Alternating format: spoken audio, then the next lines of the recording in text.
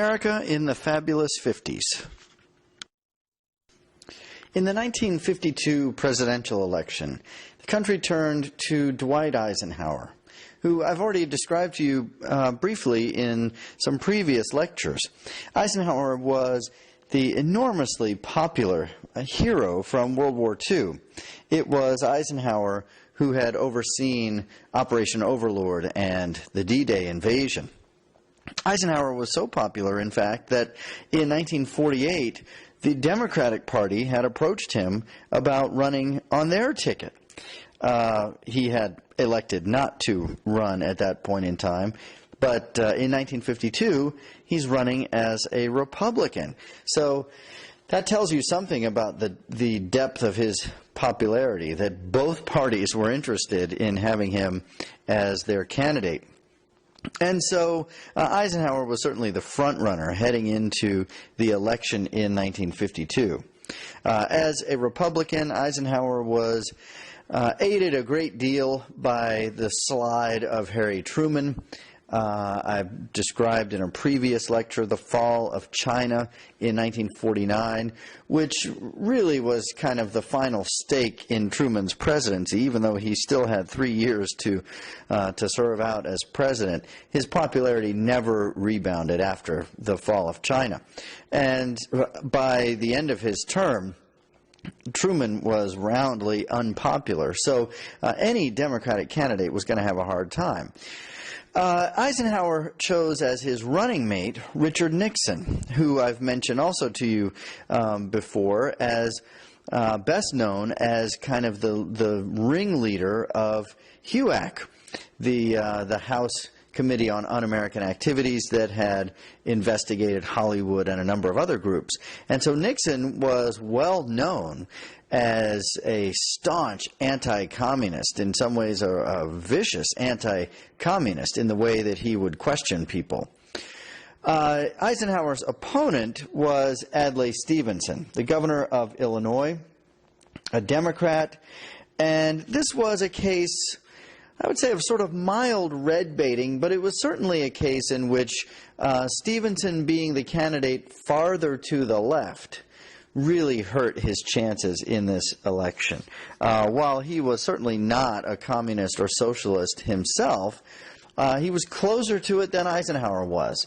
And this campaign is perhaps best known for Richard Nixon attacking Adlai Stevenson, at one point referring to him as pink. That is, he may not be all the way red, communist, but he's halfway there. And Stevenson and his campaign really just couldn't recover from comments like that. There was another Republican motto at this time that said, "There are no communists in the Republican Party," the suggestion being that there might be some in the Democratic Party. And so this was a campaign in which Eisenhower was able to sort of act as the good cop. This was the I Like Ike campaign. Meantime, Nixon was scoring a lot of points for the campaign as essentially the bad cop. And Eisenhower, enormously popular, won a convincing landslide victory, 55 to 44% in the popular vote, 442 to 89 in the electoral vote. And so Eisenhower would become the first Republican in the White House since Herbert Hoover. The 1950s are sometimes referred to as the age of affluence, and America in the 1950s sometimes called the Affluent Society. Affluence may be a word that rings familiar. If you're not entirely sure what it means, we can think of it in terms of highly educated and wealthy or prosperous. And so suggesting that the 1950s is the age of affluence tells us that it was an era in which education was a top priority, and more Americans are getting educated than ever before, and that it was a time of prosperity and indeed wealth. So those are two of the qualities that we think of when we think about the 1950s. Some of this may be due to Eisenhower's domestic policies. It's always a bit of a dicey thing to credit a president too much or blame a president too much for the economy. As we've discussed several times previously, the economy is a fickle thing and can rise and fall with little input from the president. But Eisenhower's policies may have helped in terms of the economy. His thinking was in keeping with traditional Republican thoughts about limited government, and so he does want to put the brakes on, to some extent, the growth of government spending and programs that we've seen under FDR and Truman. Of course, the New Deal was a major step in terms of government spending, and then World War II. And so one of the things that Eisenhower oversees is the beginning of kind of pulling back the growth of government and more government programs.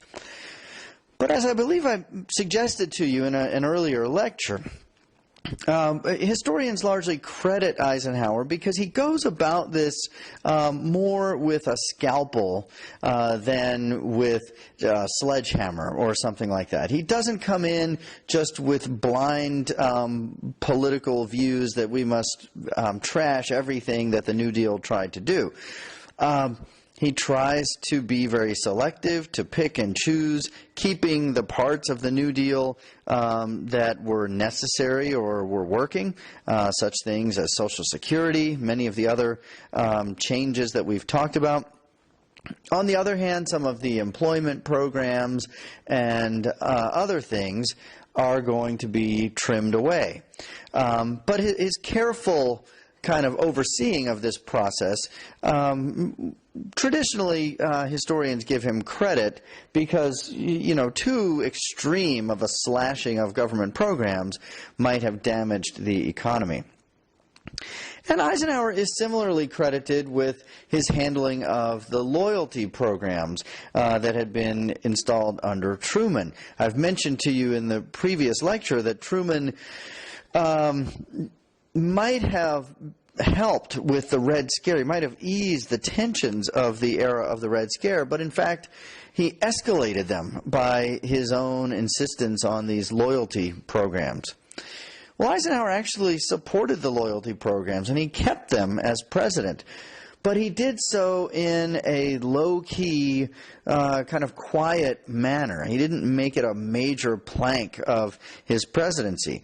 And so, again, we credit Eisenhower for helping to ease somewhat the tensions of the Red Scare because he went about things in a much more subtle and sort of quiet manner than Harry Truman had.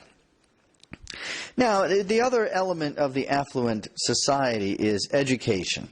And higher education, in particular, college education, boomed during the 1950s. Far more Americans going to college than ever before. And there are a number of reasons that we can point to for that. One of them was the GI Bill. The GI Bill was implemented after World War II. It provided for a free college education for any wartime veteran, and so it applied to World War II veterans. It would also apply to veterans from the Korean War. It also helped to provide inexpensive housing or favorable housing loans to veterans. We'll come back to that a little bit later. But the GI Bill accomplished a number of different things. And one of the things that we need to consider is the thought that the Great Depression might return with the end of World War II. And as I've mentioned to you previously, it was the production of World War II, not the New Deal, that ended the Great Depression. And so when the war ends, there are many people concerned that the Great Depression will return. Well, one of the ways that we avoided that was through the GI Bill, because the thought is we've got millions of veterans returning home from the war at just the time that those wartime industries are being cycled down and we're returning to peacetime. Remember, after World War I, that created a lot of labor tension and strife in 1919 and into 1920. And so one thing that the GI Bill does is it says, well, rather than having these millions of veterans come back to the country and throw themselves on the job market, why don't we send them to college? Instead, we'll kind of delay or postpone this glut on the labor market for several years while these guys are attending college. And hopefully, by the time that they've gotten their degrees, 3 or 4 or 5 years down the road, this process will be more gradual and the economy will have stabilized. And that's exactly what happened. Several million veterans go off to college, and they do postpone this process of jumping out onto the job market and looking for a job. So this was a really important step in avoiding the return of the Great Depression. And the other thing that it accomplished, of course, was providing higher education for these veterans, and that's always going to be a good thing. Another element in the preponderance of education was the economic prosperity of this era. With more people having more money, more people are able to afford college, either for themselves or for their children. And as I'm sure many of you wrestle with or are familiar with, I've seen as a professor and advisor too many of my students who have to drop out for a semester or two or permanently because they simply can't afford to go to college. And so in the prosperity of the 1950s, more people can afford it. The movement toward higher education was also aided by the Cold War itself and the growing emphasis on new technologies and new research. This is complicated stuff that we're working on. Nuclear weapons, nuclear submarines, very advanced airplanes, the space race. We need well-educated minds. We need intelligent people working on these programs. And so the government provides millions of dollars in scholarships for people to go back to school, along with millions of dollars in research grants to universities who assist in the process of working on those programs. Eisenhower began to refer to this as the military-industrial complex, that there are profound ties between the government and big business and universities who are all sort of working together. This can be a good thing in some ways, but Eisenhower was also concerned that it was becoming too overblown. He was concerned about the arms race in particular.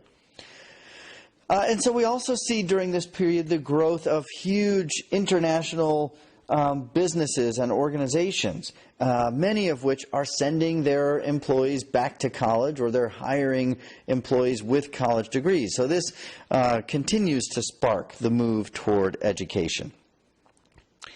Now, are blacks and women benefiting from this boom in education? They are. There are more blacks and more women in the 50s going to college than ever before.